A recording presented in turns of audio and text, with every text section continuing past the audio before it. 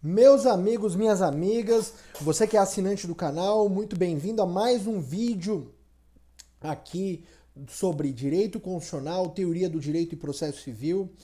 Meu nome é Abacuque Sodré, para quem não me conhece, ou para quem me acompanha apenas no Instagram, no LinkedIn, no Facebook, no Twitter, e está aqui pela primeira vez. Seja bem-vindo ao nosso canal, Prof. Abacuque Sodré.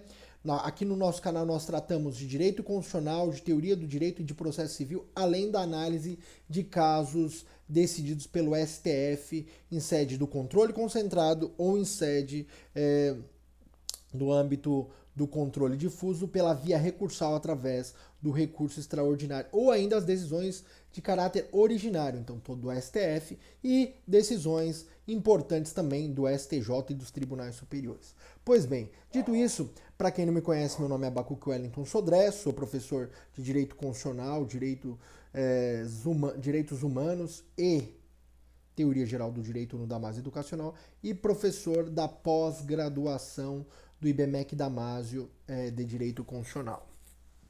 Pois bem, gostaria então de falar com vocês hoje sobre mais um tema ou mais um remédio constitucional. Lembrando que nós estamos gravando aqui uma série de vídeos acerca dos remédios constitucionais. Já gravamos sobre mandado de segurança individual, mandado de segurança coletivo, habeas corpus e no nosso último vídeo, na data de ontem, gravamos sobre habeas data.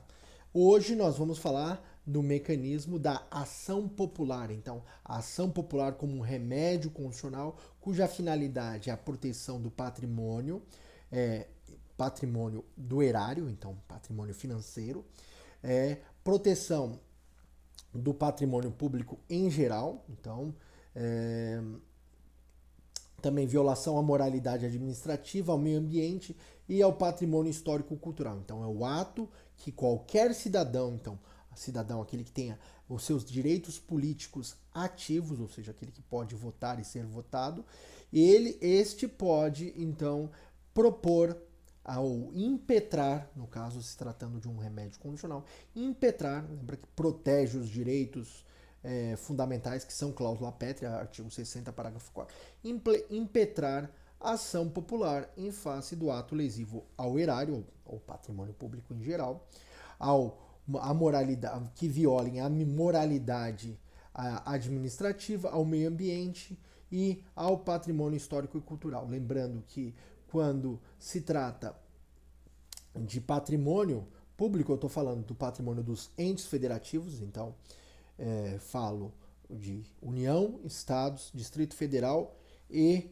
também municípios. Esses são os órgãos da administração direta. Também temos a administração indireta, ou seja, aquelas entidades em que o Estado participa. Empresas públicas, autarquia, sociedade de economia mista. Todas as vezes que houver lesão a essas entidades que o poder público participa, haverá também ali espaço para utilização do remédio constitucional, dessa ação de rito especial denominada ação popular. Então é uma ação que tem por finalidade a proteção do erário público contra os atos de gestão, seja dos gestores ou de terceiros que contratem com a administração pública, ou ainda aqueles que se beneficiem de um ato ilícito que vai gerar um prejuízo ao erário. Então, a ação popular é um mecanismo de participação ativa na gestão, de fiscalização por parte do cidadão, dentro de uma democracia representativa, fiscalizando seus representantes, permitindo então uma análise pelo Poder Judiciário para que possa então averiguar e averiguando seja restabelecido o estado anterior, seja a parte condenada a devolver o que realmente se obteve de proveito, ou restaurar ou restabelecer o estado anterior, como por exemplo lesão ao meio ambiente, ao patrimônio histórico e cultural, para que se estabeleça o status quo ante, permitindo então ali a proteção. Então, a ação popular, ela é um remédio constitucional que visa a proteção do patrimônio público, especialmente do erário, então, ou seja, o tesouro público, as receitas públicas, seja dos entes federativos, que compõem a administração direta, ou aqueles que o Estado brasileiro participe, ou seja, empresas públicas, autarquias e sociedades de economia mista, além da violação à moralidade administrativa, que é um princípio como previsto e vinculador da administração pública, nos termos do artigo 37, caput da Constituição, o meio ambiente, que é um bem jurídico difuso, e o patrimônio histórico e cultural, que se refere aí às tradições e que são elementos da nossa história.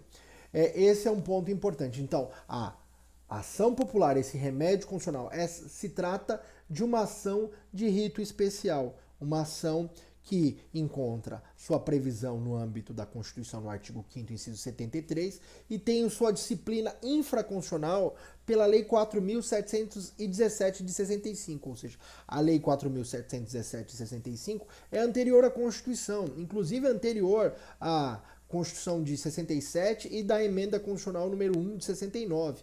Ela foi elaborada sob a égide da Constituição de 1946. Então, esse mecanismo é um mecanismo tão importante que se prolongou no tempo. E é uma lei que foi recepcionada pelo sistema constitucional de 1988. Então, aqui é importante que você faça uma leitura da Lei 4.717 para entender de forma precisa qual é a regulação da ação popular. Pois bem, então nós vimos que se trata de uma ação de rito especial, prevista pela Lei 4.717, então Lei 4.717 de 65, que é uma ação gratuita. Em regra, ela é gratuita. Ela não possui custas para o autor, em regra, salvo se tiver comprovada a má-fé, então, que vai ser condenado no pagamento de honorários advocatícios, além do décuplo das custas processuais, como nós vamos ver aí a seguir. Pois bem, essa previsão, aquilo que eu falei, além dos honorários advocatícios, da parte contrária, o décuplo das custas está previsto no artigo 13. Então, anote aí, artigo 13 da Lei 4.717 de 65. Artigo 13 da Lei 4.717 de 65. Vamos lá, então. Lembrando, então, que o Estado moderno, o Estado liberal, que surge ali no final do século XIX, início do século XX, principalmente, na verdade, final do século XVIII, né? Início do século XIX, se estende aí a sua formação até o século XX. Então ele surge ali nas revoluções. Revolução Americana de 1775, que tem ali no primeiro Declaração de Direitos, a Declaração do Bom Povo, do Bom Povo da Virgínia, de 1776, e a Constituição Americana de 17 de setembro de 1787. Também tem ali a sua revisão no âmbito continental europeu pela transformação da passagem do Estado estamental ali do Ancien Régime na França para um sistema republicano, a princípio ali com a Revolução Francesa de 1789 e as declarações de direitos, especialmente a Declaração dos Direitos do Homem e do Cidadão do mesmo ano de 1789 e também a Constituição Francesa de 1791. Ocorre então uma série de transformações. E com esse advento desse Estado liberal, surge também a ideia do Estado de Direito, o Rechtsstaat, ou na versão da Common Law, Rule of Law, governo de leis, o princípio da legalidade. Então, em vez do governo de homens, o governo de leis. E dentro do sistema romano-germânico, aquela ideia de que aquele que elabora a legislação, a ela também se submete. O poder passa a ser limitado. Não há uma concentração de poder, mas na verdade uma limitação. O poder vem do povo.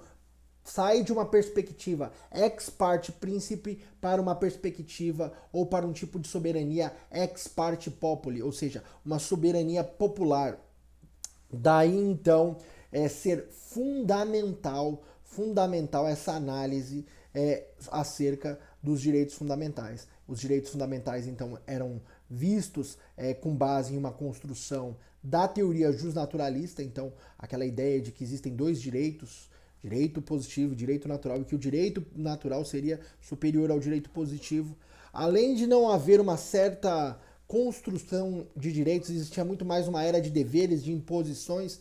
Então, o Estado liberal ele traz consigo essa construção teórica e ideológica do justnaturalismo, visando romper com os privilégios dos títulos nobiliárquicos, especialmente na França.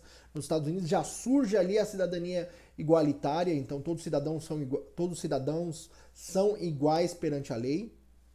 Então, esse é o sentido de igualdade e também da sujeição do poder, lembra? Existia um princípio lá, que o rei não erra, lembra? King don't wrong. Então, aqui ó, o princípio o princípio que é o princípio que o rei não erra. Rei não erra. Era a regra que vigia, que é the king can do wrong. Então, the king can do no wrong. Então, o rei não erra. Essa era a regra geral, era o que prevalecia. Esse era o princípio que prevalecia nesse sentido. Todavia, com o Estado de Direito, há uma limitação do poder. Inclusive, o Estado passa a ser responsável. E a gestão pública, ela não é meramente um ato do soberano, ela é agora uma participação. O soberano é o próprio povo. Como eu falei, uma passagem daquele tipo de Estado em que há uma soberania do príncipe, ex parte príncipe, do rei, do monarca, daquele típica dos estados absolutistas, ali do final do feudalismo e também estados mercantilistas, para um Estado liberal, seja uma monarquia constitucional, seja uma república, passou-se então a ter o princípio do Estado de Direito, a limitação do poder. E se a limitação do poder, os atos de prevaricação, os atos contrários à legislação, na prática da administração ou da gestão pública da administração, do poder, então, principalmente pelo executivo, implicam na possibilidade de uma defesa. O cidadão tem direito a viver em um estado em que não haja uma violação da lei. Então, o respeito às autoridades como deveres, elas têm lá o pressuposto que a sua conduta tem presunção de legalidade e legitimidade. Porém, todas as vezes que elas praticarem no exercício da sua função um ilícito ou delas se beneficiarem, ali será cabível uma medida. Lembrando que as garantias fundamentais elas servem então como forma não somente de reconhecer aquele direito, aquela proteção, como um compromisso constitucional, mas também, uma vez violado o seu exercício, é possível obter uma decisão que obrigue um fazer ou não fazer. Aqui, na ação popular, temos muito mais do que uma tutela mandamental de fazer ou não fazer, mas também uma tutela condenatória, uma tutela mista, uma ordem, uma condenação, seja para um fazer ou não fazer, e também a obrigação de dar, no caso de restituir o estado anterior, a restituição in integro. Esse é o ponto fundamental, o ponto de partida. Se o Estado deve garantir uma gestão pública que limita o poder à lei, então, e não basta a construção moderna a que se chega aos nossos dias, não basta a aparência da legalidade, porque o ato pode ser legal, mas ter um desvio de finalidade. Se ele tiver um desvio de finalidade ou ele atentar contra a moralidade pública, ou seja, não basta a mera aparência da legalidade, é preciso que a finalidade e a sua justificação estejam em harmonia com o sistema jurídico, ou seja, com o Estado de Direito e com o devido processo legal substantivo. Esse é o ponto de partida. Então, todas as vezes que houver uma violação nesse sentido por parte de um gestor, de um administrador, ou ainda desse gestor coluiado ou com conluio com quem o poder público contrata. Lembra que existe uma contratação aí, uma gestão indireta, uma realização indireta, principalmente por meio de licitações, contratos públicos. Todas as vezes que o poder público contrata com um particular, esse particular se beneficiar de um ato ilícito, ele também será responsável. Então, a ação popular é um mecanismo de proteção do próprio Estado, da gestão da coisa pública, para que o cidadão, então, ele fiscalize os atos contrários à lei ou contrários à moralidade administrativa.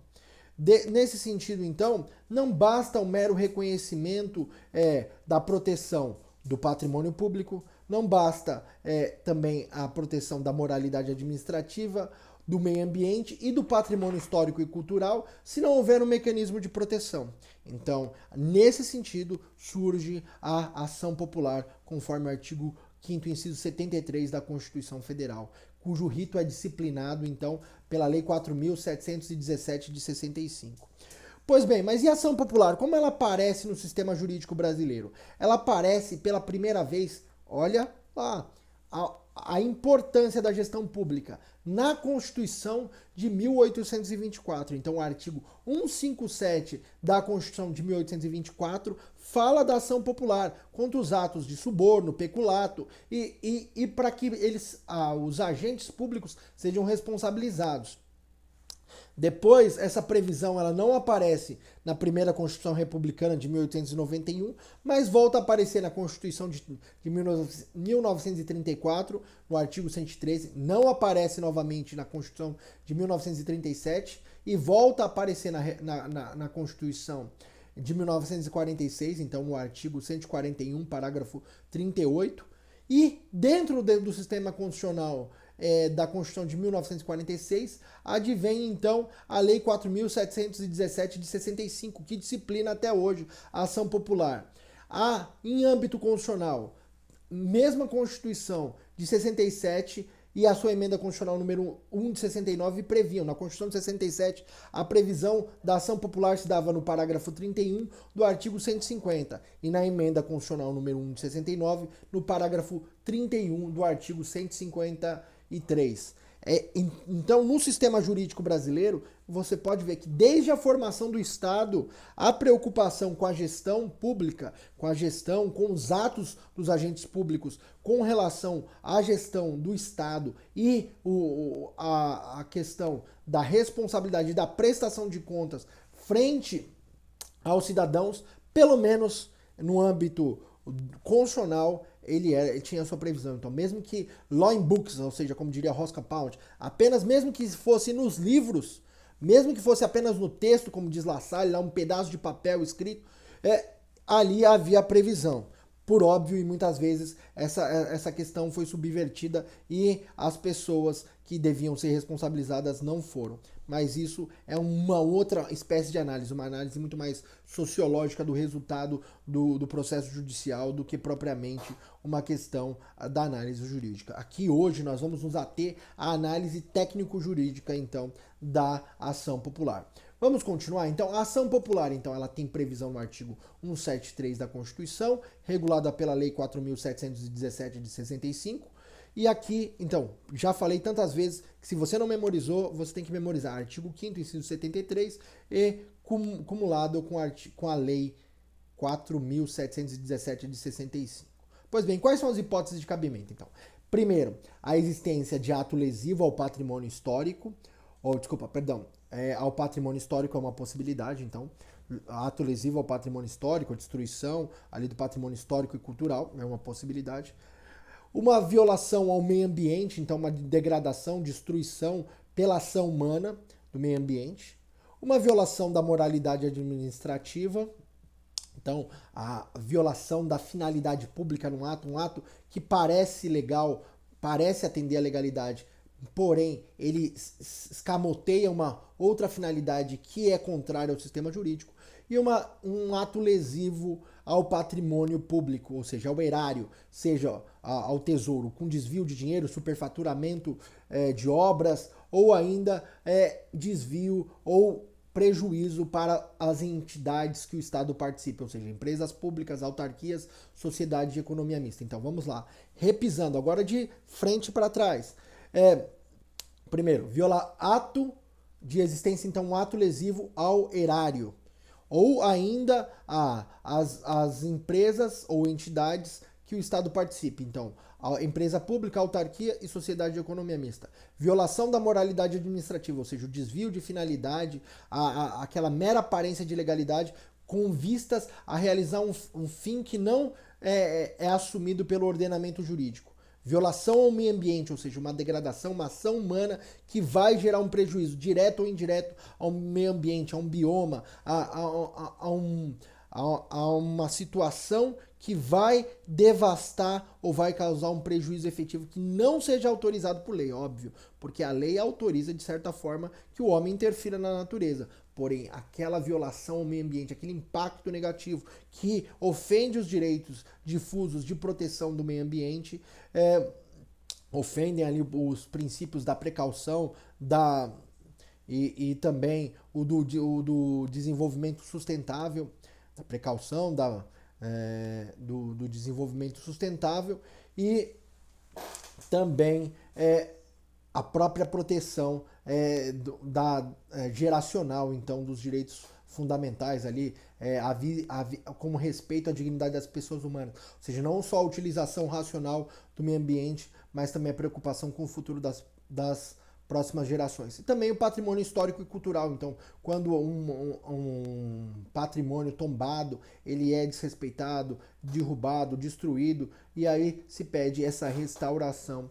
Ou ainda quando há ameaça, então ali há o caráter preventivo, que pode ser uma possível ameaça, vai se iniciar uma obra, vai se destruir, vai se realizar uma contratação, vai se ser é possível ali uma contratação que vai desviar dinheiro público. Então todos esses mecanismos, sejam aqueles atos que já ocorreram, então ali o mecanismo repressivo, ou ainda potencialmente lesivo, aqueles que já se formalizaram, mas ainda não se efetivaram, não se materializaram, é possível de impugnação. Então todas as vezes que houver uma lesão, um ato lesivo potencial o erário público, a moralidade pública, ao patrimônio histórico e cultural e ao meio ambiente, é possível então que o cidadão manuseie ou impetre a ação popular como mecanismo de defesa, de proteção, de gestão da coisa pública. Daí a característica de poder participar da coisa pública no dia a dia por meio da sua fiscalização. Esse é o objetivo, essa é a finalidade básica da ação popular, ser um mecanismo de fiscalização e de melhor participação do cidadão na gestão pública, no Estado democrático de direito. Pois bem, dito isso, o que é importante nós sabermos acerca do procedimento da ação popular? A ação popular, então, nós temos que avaliar um primeiro passo. Para quem eu dirijo a ação popular? Para quem é a autoridade competente para processar e julgar a ação popular? Então, em regra, é preciso observar as regras estabelecidas na Constituição Federal e observar a Lei 4.717 de 65. Lá, no artigo 5º, se você abrir comigo, eu quero que você abra aqui comigo o artigo 5º da lei. Então, vamos abrir em conjunto aqui, ó. O artigo 5º da Lei 4.717, Lei 4.717 de 65. Eu estou aqui abrindo o meu Google e você pode abrir aí também o seu Google. 717 de 65. Você pode, o melhor sempre a gente recomenda que você leia a lei no site do Planalto. Então vamos colocar aqui Planalto, porque é a versão atualizada. E aí você pode abrir aqui o seu artigo 5º e verificar. Conforme a origem do ato impugnado, é competente para conhecer a ação, processá-la e julgá-lo o juiz, de que, de acordo com a organização judiciária de cada estado, for as causas que interessam a União, o Distrito Federal e os estados. Para fins de competência, equiparam-se à União, do Distrito Federal, dos estados e municípios, os atos das pessoas criadas ou mantidas por essas pessoas jurídicas de direito público, bem como os atos da sociedade que sejam acionistas e pessoas ou entidades por elas subvencionadas ou em relação ao interesse patrimonial. Quanto ao pleito, simultaneamente à União e qualquer outras pessoas ou entidade, será competente o juiz das causas da União, se houver, quando interessar, simultaneamente ao Estado e ao município, será competente o juiz das causas do Estado. A propositura da ação prevenirá a jurisdição do juízo para todas as ações que forem intentadas contra as partes e sob os mesmos fundamentos. Parágrafo 4º. Na defesa do patrimônio público, caberá suspensão liminar do ato lesivo administrativo. Então, em regra, aqui, o artigo 5º da Lei 4.717 de 65 não estabelece foro por prerrogativa de função. Então, ou vai ser as varas da Fazenda Pública ou as varas cíveis, onde não houver vara da Fazenda Pública, no âmbito da Justiça Comum Estadual, quando envolver ali os órgãos do município e do estado, e quando houver participação da União Federal, será perante a vara, ou seja, o juiz singular da Justiça Federal. Então, sempre a ação popular será proposta em primeira instância. Lembra o caso da presidente Dilma, quando se tratou, então, ali antes do impeachment, de se imputar a ela os atos necessários ao descumprimento das pedaladas fiscais. Então, e por conta desse ato, que seria ofensivo, então, à administração pública, seria cabível a ação popular, que foi distribuída na primeira vara federal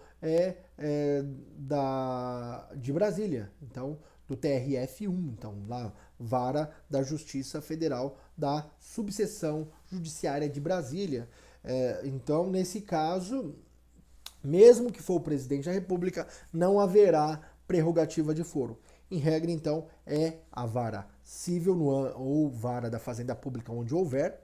Então, vara da Fazenda Pública a regra, onde não houver vara civil, é no âmbito da Justiça Comum Estadual, e no âmbito da Justiça Federal, o juiz de primeira instância da vara civil da Fazenda ou vara da Fazenda Pública no âmbito da Justiça Federal, quando houver essa. E como se endereça, então? Se for na vara comum, eu tenho uma fórmula básica para tirar aqueles tracinhos. Então, excelentíssimo senhor, doutor, juiz de direito, de uma das varas da Fazenda Pública, ou de uma das varas cíveis, onde não houver, né? Do foro da comarca D. Então, se tiver foro, por exemplo, aqui em São Paulo tem o foro central, do foro central cível, ou foro central da comarca D. Então, se for vara da Fazenda Pública, foro da Fazenda Pública do foro central da comarca da capital do estado de São Paulo. Esse é um exemplo. Se for Justiça Federal, por exemplo, excelentíssimo senhor doutor juiz de direito, juiz federal, de uma das varas cíveis, então, varas cíveis, da subseção judiciária, por exemplo, de Curitiba, se for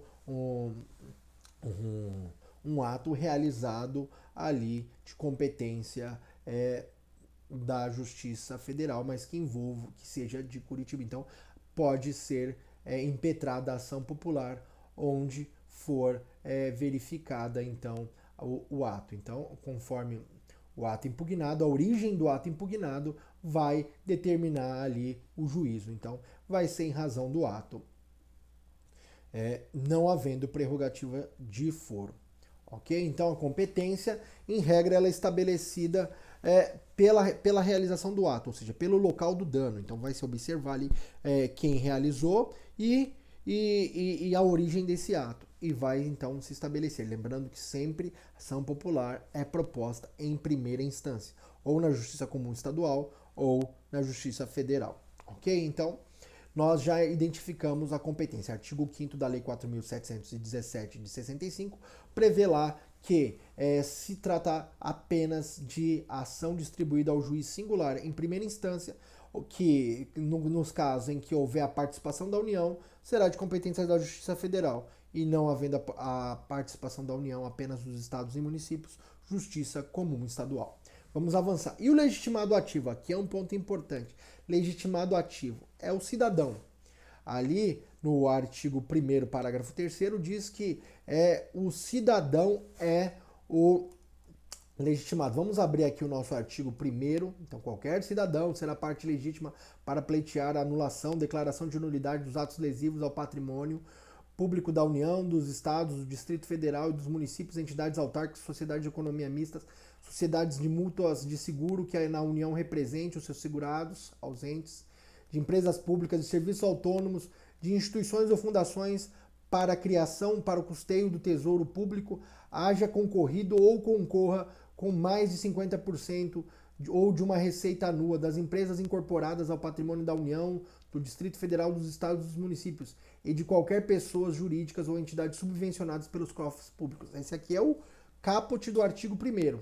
Vamos lá no artigo 3º. A prova da cidadania para ingresso será feita com o título eleitoral ou com o documento que a ele corresponda. Então, a juntada do título eleitoral, ou hoje um print ou uma cópia do título eleitoral digital, ou mesmo a certidão, kit de quitação dos direitos relativos às eleições, será possível então a ele equivalente, aquela certidão da Justiça Eleitoral que diz que o cidadão está quites, que está com seus direitos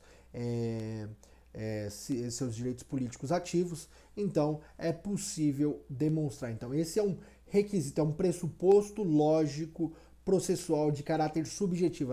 Lembra, nós temos os pressupostos lógicos objetivos, que são regras que estabelecem condições materiais para a propositura da ação, e a questão dos pressupostos lógicos processuais subjetivos, que dizem respeito às partes. Então, pressuposto lógico objetivo diz respeito à própria ação. Ali, como por exemplo no caso do habeas data, em que tem que haver o requerimento administrativo prévio. Isso é um pressuposto lógico objetivo, sob pena de falta de interesse de agir. Então, tudo que houver relacionado à causa de pedir, ao pedido e ao objeto é uma causa objetiva. Com relação à condição das partes, a capacidade jurídica, capacidade postulatória, diz respeito então a pressuposto lógico subjetivo. Então, aqui no âmbito do legitimado ativo, o cidadão, existe a necessidade da demonstração da prova da cidadania como um pressuposto lógico subjetivo. Então, a juntada do título de eleitor ou documento a ele equiparado. Artigo 1º, parágrafo 3º da Lei 4.717 de 69. Então, parágrafo 3º do artigo 1º da Lei 4.717 de 65. Então, Lei 4.717 de 65, no parágrafo 3º do artigo 1º, estabelece lá a prova da cidadania por meio da juntada do título de eleitor. Então, só pessoa natural, cidadão. Então, somente pessoa natural, cidadão. Então, cidadão é aquele que pode votar. Então, somente pessoa natural e que possa votar. Aqui é uma pergunta importante. E o português pode ingressar com a ação popular, desde que haja reciprocidade ali nos termos do Tratado da Amizade, e se verifique então que ele pode exercer o direito ao voto, ele tem o título de eleitor, nesse sentido então ele poderia propor a ação popular, nos termos então do parágrafo 3º do artigo 1º da Lei 4.717 de 65. Ok? Essa é uma condição essencial, um pressuposto lógico processual subjetivo. E o legitimado passivo? Legitimado passivo deve ser todas as pessoas, devem ser colocados no polo passivo todas as pessoas que se beneficiaram, não somente aquelas que realizaram o ato. Lembrando que, em regra, não se vai colocar apenas pessoas jurídicas, então, mas vão ser as pessoas que realizaram o ato. Então, não posso colocar só apenas a União ou colocar a União se ela é a vítima. Tem que observar quem se beneficiou do ato. Então, pessoas físicas, os gestores e também as pessoas jurídicas de direito privado que se beneficiaram. Vamos ler o artigo 6º, que ele traz ali uma definição específica do que deve constar na legitimidade passiva. Artigo 6º caput. A ação será proposta contra as pessoas públicas, então pode ser aqui, se for a União, então posso colocar União, Estados, municípios, públicas ou privadas e as entidades referidas no artigo 1 contra as autoridades, então contra as autoridades, além, por exemplo, se eu colocar o município, eu tenho que colocar lá, que é o prefeito, se for o prefeito que tomou o ato, o diretor, o secretário, aqui, contra as autoridades, então, além das pessoas jurídico-público, as pessoas jurídico-privada, as autoridades, os funcionários, os administradores que houverem autorizado, aprovado, ratificado, praticado ou impugnado o ato que, por omissiva, por causas de omissão, então, no caso, tiverem dado oportunidade à lesão e contra os beneficiários do mesmo direito. Então, aqueles que lesaram, então, que ou se beneficiaram pode ser a União, Estados, município, Distrito Federal e ainda as autoridades, aqueles funcionários públicos ou autoridades que se beneficiaram direta ou indiretamente com relação ao ato. Artigo 6º, então, legitimado passivo, são todos os que se beneficiaram ou que concorreram para a realização do ato. Então, todos que concorreram para a realização do ato, tanto a pessoa jurídica, direito público, como também as suas autoridades, ou seja, aquelas pessoas enquanto órgãos, então, aquelas pessoas que realizam função pública, são colocados no polo passivo da demanda nos termos do artigo 6º da Lei 4.717 de 65. E a desistência? É possível desistir? Então, em regra, o sistema jurídico não admite a desistência. Se você abrir aí o seu artigo 9º, nós vamos verificar, então, artigo 9º da Lei 4.717 diz o seguinte, que se houver, então, vamos primeiro entender aqui. Primeiro, se houver a desistência, o Ministério Público poderá assumir, se qualquer cidadão não se prontificar a assumir o polo ativo da demanda. Em regra, o Ministério Público não é autor da ação popular. O Ministério Público não pode propor ação popular, é somente o cidadão. Todavia, se ocorrer a desistência imotivada ou o abandono do processo e qualquer outro cidadão não se habilitar a assumir o polo ativo da demanda, o Ministério Público pode assumir a titularidade da ação nos termos do artigo 9º da Lei 4.717 de 65. Vamos ler, então, o artigo 9º? Se o autor desistir da ação ou der motivo à absolvição da instância, serão publicados editais nos prazos e condições previstos no artigo 7º, inciso 2º, ficando assegurado qualquer cidadão, bem como aos representantes do Ministério Público, dentro de 90 dias da última publicação feita, promover o prosseguimento. O entendimento do STJ aqui é no sentido de que apenas o Ministério Público vai assumir a ação caso nenhum cidadão se habilite. Então, ali, primeira preferência é de um outro cidadão assumir o polo ativo da demanda. Lembrando que esse é importante, esse passo é um passo importantíssimo aqui a respeito da ação popular. Então, nós já falamos aqui, no caso de desistência, o artigo 9º da Lei 4.717 de 65. Pois bem, depois que nós falamos da desistência, vamos entender então o objeto. O objeto é fiscalizar os atos do poder público. Então, o objeto da ação é fiscalizar primeiro os atos do poder público e obter primeiro objetivo jurídico imediato. Qual que é o primeiro pedido imediato? Invalidar ou declarar nulo. Então, o primeiro objetivo é uma declaração de nulidade. Artigo 2º da Lei 4.717 de 65. Então, primeiro objetivo é declarar nulo os atos que ofendem a ordem jurídica, que são inexistentes, aqueles que são manifestamente ilegais ou ofendem o princípio da moralidade, atentam contra a finalidade pública. Aqueles decorrentes, então, primeiro, a anulação dos atos que ofendem a ordem jurídica, então esse é um primeiro ponto.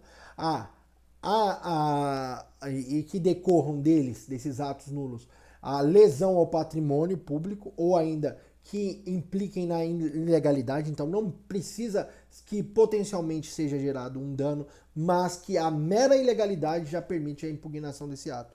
A impugnação, então, também dos atos administrativos vinculados pela legalidade e os discricionários pela regularidade. Então, a moralidade administrativa ela deve observar o seguinte ponto. Primeiro, os atos vinculados eles devem obedecer à estrita legalidade. Se houver ofensa à legalidade, eles são impugnados e são nulos. Os discricionários devem observar a regularidade. Aqui fica o critério de análise da própria moralidade ou da finalidade. A regularidade deve observar uma finalidade pública. E então, todas as vezes que o objetivo for, primeiro, invalidar os atos nulos, declarar esses atos nulos, aqueles que podem violar a lei, gerar prejuízos para o patrimônio público, sejam eles atos administrativos vinculados, então se terá ali a ilegalidade, ou os atos discricionários, a irregularidade, ou aqueles que vão ofender ainda a moralidade pública, ao meio ambiente, ao patrimônio histórico e cultural. Além disso, além da natureza primeira declaratória da nulidade do ato, também tem um segundo passo, um segundo tipo de tutela. Então, o tipo da tutela objetivada pela ação popular não é propriamente aquela tutela mandamental. Essa vai ser vista muito mais na tutela provisória da ação popular, para uma suspensão imediata do ato, pela não realização de um ato, um fazer ou não fazer. Mas no âmbito da cognição exauriente ou total, aquela que é feita pela decisão ao final, ela vai se basear então, primeiro numa declaração de nulidade e depois vai ter a natureza também condenatória da decisão, porque vai se buscar a reparação civil em face daqueles que causaram prejuízo ao erário. Então, prejuízo sejam danos materiais ou imateriais ao poder público. Lembra que a questão histórico e cultural é um dano imaterial, ou mesmo a extinção, por exemplo, de uma fauna de determinados animais que foram mortos em decorrência de atos do poder público ou mesmo de atos de terceiro que foram autorizados pelo poder público, é irreparável, é uma reparação imaterial. Pois bem, então o objetivo da ação popular, nulificação dos atos ilegais e que ofendam a moralidade ou tragam lesão ao patrimônio público, erário, ao patrimônio histórico cultural e ao meio ambiente. E também a condenação no restabelecimento do estado anterior ou da obtenção do benefício, além de honorários advocatícios e custas processuais. Esse, então, é o objeto da ação popular, nos termos do artigo 5º, inciso 73, e no artigo 2º, 3º e 4º da Lei 4.717 de 65. Recomendo, então, uma leitura maior para uma profundidade desses conceitos. Pois bem, o que não pode ser objeto, então, da ação popular? Se ela tem por objeto os atos que vão implicar em prejuízo ao erário e ao patrimônio histórico, cultural, ao meio ambiente e à moralidade administrativa, quais atos podem ser objetos e quais não podem ser? Em regra, atos administrativos concretos. Então, atos administrativos concretos são aqueles que podem ser objeto da ação popular. E quais não podem ser objetos? Então, atos jurisdicionais. Atos jurisdicionais são impugnados por recurso, então, ou por uma outra ação. Então, no caso, um ato jurisdicional que é ilegal, cabe mandado de segurança quando não couber recurso. Ou mesmo uma ação rescisória, dependendo. Então, atos jurisdicionais não são impugnáveis pela a ação popular. O que mais? Leis e outros atos sem efeitos concretos. Então, lei em abstrato, controle abstrato de leis não é feito, não pode ser objeto da ação popular. Então, a ação popular se restringe a atos concretos, atos administrativos concretos. Então, atos administrativos concretos se é o objeto da ação popular. Atos que não são objeto da ação popular, atos jurisdicionais, que são impugnados por recursos ou por outras ações judiciais, leis que podem ser impugnados pelos mecanismos do controle concentrado de constitucionalidade, seja ele em âmbito federal, lá com a ADI, a DPF, ou no caso, então, porque a ADC se presta apenas a declaração da constitucionalidade, então a ADI ou a DPF, lembrando, então a ADI tem como objeto ali o controle de leis e atos normativos estaduais e federais, então, primários, leis e atos normativos federais primários e leis e atos normativos estaduais primários, então aqueles que inovam na ordem jurídica, posteriores à Constituição de 88. E a DPF tem como objeto, então, as leis e atos normativos anteriores à Constituição Federal e leis municipais e atos normativos secundários. Então, esse é o controle concentrado feito no âmbito por ação, então aquele por ação, lembrando que ainda há o controle por omissão, no caso da ação direta de inconstitucionalidade por omissão, no âmbito federal. E no âmbito dos estados tem a representação de inconstitucionalidade, que é movida perante o Tribunal de Justiça, proposta perante o Tribunal de Justiça, para analisar leis estaduais e municipais em face da Constituição estadual. Então, a ação popular não se presta a esse fim, porque já existem ações próprias a isso. Ela impugna atos administrativos concretos que reflitam em prejuízo para o erário, violação, então, do patrimônio público, do patrimônio histórico e cultural, do meio ambiente e da moralidade administrativa. Pois bem, e qual é a tutela provisória? A tutela provisória, como nós lemos muito bem no parágrafo 4º do artigo 5º, então parágrafo 4º do artigo 5º da Lei 4.717 de 65, como se trata de uma ação de rito especial, ou seja, uma ação que tem lei própria, a Lei 4.717 de 65, não sendo disciplinado pelo Código de Processo Civil, é uma lei de rito especial. Ações de rito especial têm como tutela provisória a liminar em regra.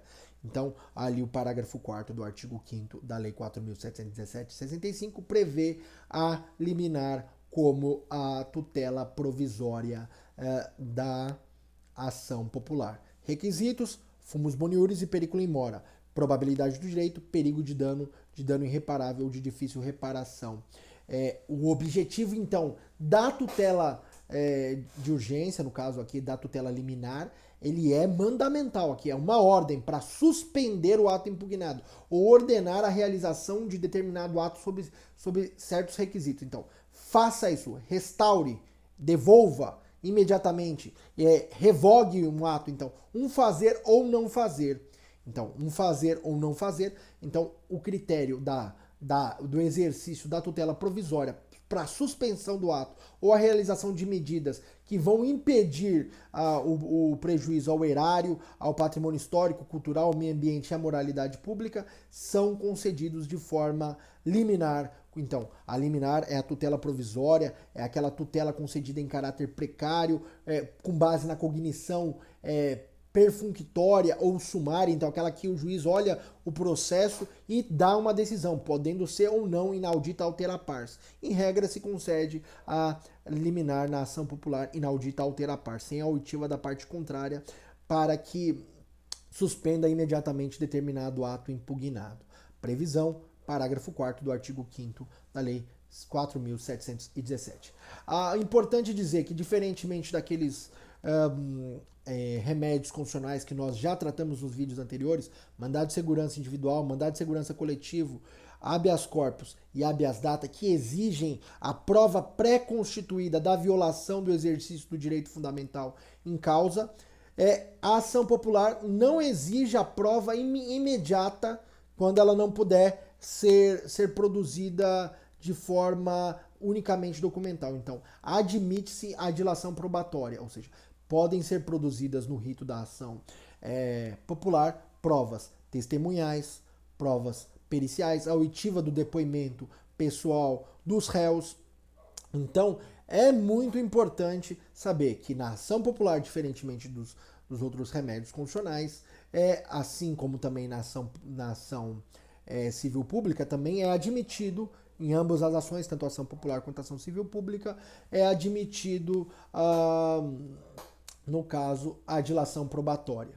Então, os efeitos da decisão vão ser aqueles efeitos que nós já falamos. Então, efeito declaratório, que vai declarar nulo o ato, e vai também condenar os réus na obrigação de restabelecer, quando possível, ou de devolver os valores já obtidos em decorrência, benefício além do condenação em custas e honorários advocatícios. Esse é o ponto de partida ali da decisão. Então, condenação em honorários está prevista no artigo 12 da Lei 4.717 de 65. Mas e antes da sentença? Como se dá o procedimento? Então, antes da sentença, primeiro, os réus são citados para, no prazo de 20 dias, podendo ser prorrogáveis por mais 20 dias, apresentarem contestação, os termos do artigo 7º, inciso 1º da Lei 4.717 de 65. Então, prazo inicial de 20 dias, podendo ser prorrogado por mais 20 dias nos termos de decisão judicial, conforme prescreve o inciso 1º do artigo 7º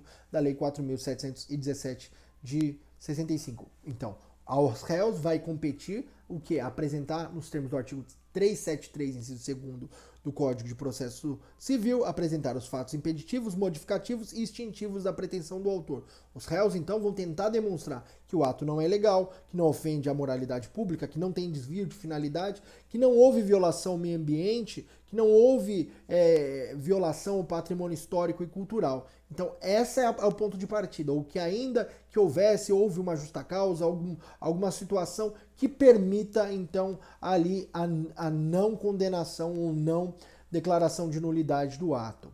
Esse é o objetivo de quem faz a defesa. Depois de ouvir dos réus, então é feita a oitiva do Ministério Público. O Ministério Público, então, ele também é ouvido aqui nos termos do artigo 7º, parágrafo 1º. Então, parágrafo 1º diz lá: o representante do Ministério Público providenciará para as requisições a que se refere o inciso anterior sejam atendidas no prazo fixado pelo juiz. Então, o juiz vai, ao despachar, ele vai, além de citar os réus, vai intimar o Ministério Público. Então, artigo 7º, inciso 1º, a linha A, vai dizer lá que o Ministério Público vai ser intimado.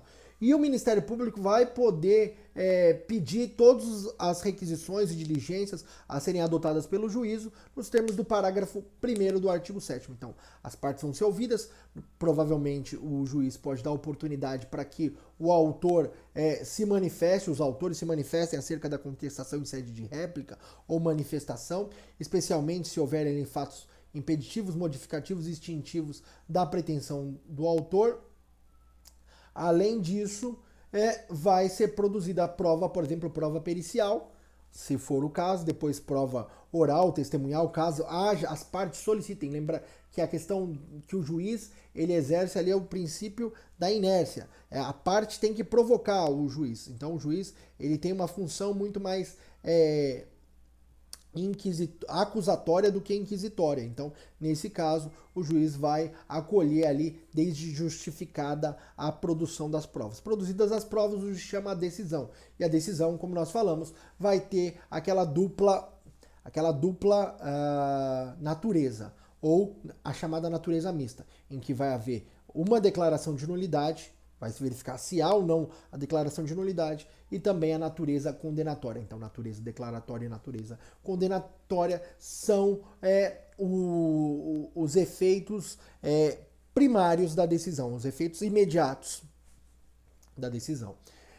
Pois bem, o que mais que a gente pode falar sobre ação popular? Então, segue-se os recursos, se sempre a ação é distribuída em primeira instância da sentença, cabe apelação. Então, de sentença cabe apelação, artigo 1010 do Código de Processo Civil. Então, todas as vezes que houver uma decisão do juiz singular que põe fim ao processo, a fase de cognição ou conhecimento do processo, caberá apelação nos termos do artigo 1010 do Código de Processo Civil. E se a lide for considerada temerária ou for julgada improcedente e por um ato temerário que pretenda imputar aos réus de forma indevida uma situação que não é ofensiva à lei, então o juiz pode fixar ali o pagamento do décuplo das custas, conforme o artigo 13. Vamos ler o artigo 13, então. A sentença que, apreciando o fundamento do direito do pedido, julgar manifestamente temerária, condenará o autor ao pagamento do décuplo das custas. Então, aqui o décuplo das custas processuais, sem prejuízo, então, também dos honorários advocatícios. Esse é um ponto importante e fundamental. O que mais que é importante a gente falar? Prescrição. Então, prescrição é a prescrição da ação. A ação popular prescreve, professor? Prescreve. Tá lá, tem um ponto previsto no âmbito da lei. O artigo 21 da lei 4.717 de 65 diz que a ação popular, se não for intentada no prazo de 5 anos da lesão ou do ato, vai então ser prescrita. Vai poder ser utilizado outro meio, é óbvio. Que se o STF entende que é possível, em alguns casos, que se trata de ações imprescritíveis, aquelas que tenham gerado prejuízo ao erário, então a busca ou ressarcimento seriam, de certa forma, imprescritível, então não pelo mecanismo da ação popular. Nos termos do artigo 21, então, da Lei 4.717 de 65, ela permite, então, estabelecer que a ação prescreve no prazo de então um prazo de 5 anos. Então, prazo de prescrição é de 5 anos. O que é importante a gente também falar?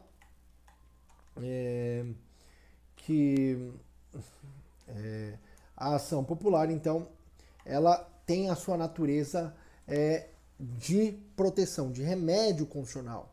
Então, é um remédio constitucional que visa a proteção do erário público. Em regra, ela é uma ação gratuita.